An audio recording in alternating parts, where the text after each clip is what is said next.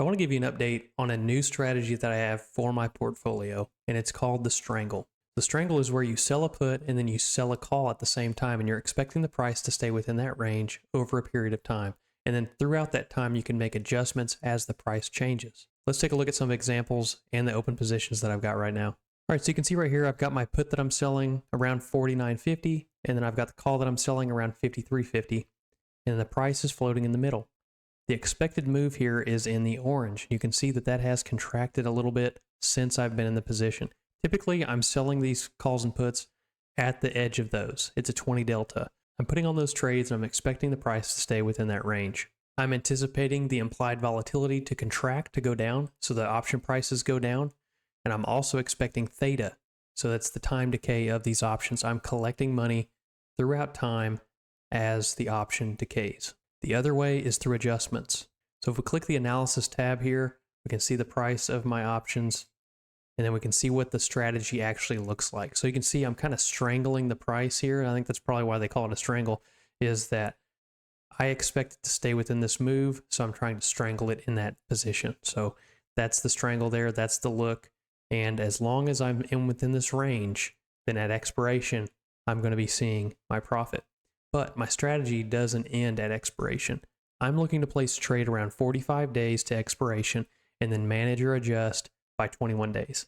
But I'm hoping to not be there by 21 days. I'm hoping to get 50% return. So I've already set up a working order to close at 50% return.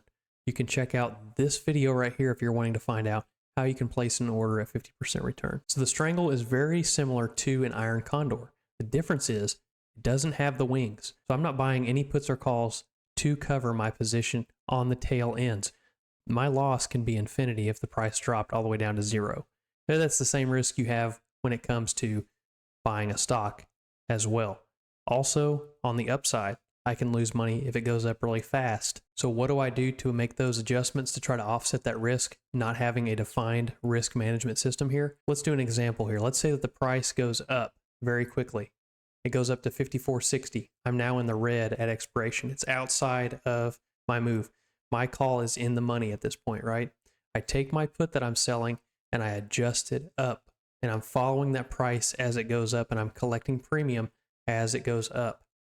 And so I'll follow it all the way up until my strangle turns into a butterfly. And they call it a butterfly because you have the body of the butterfly here whenever your call matches your put, and then you have wings. So if I had a defined risk, I'd have wings here on the end.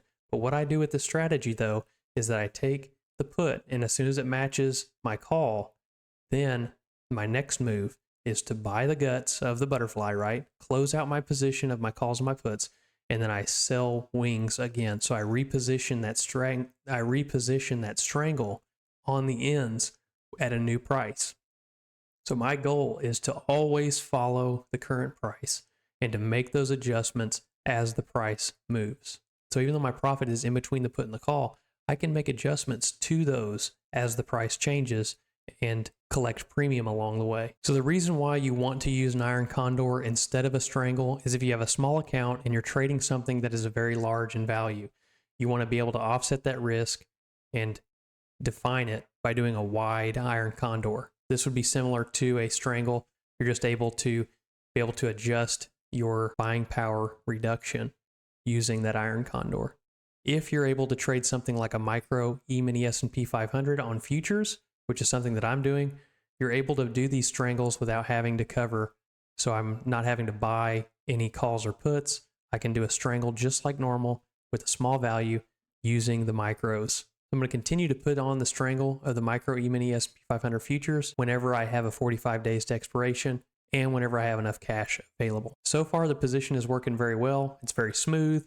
I haven't had to make any adjustments or even do any butterflies yet.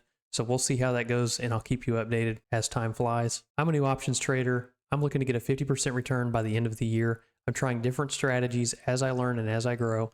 So stick along with me, hit the subscribe button. If this video was a help to you, hit the like button, and we will see you on the next video.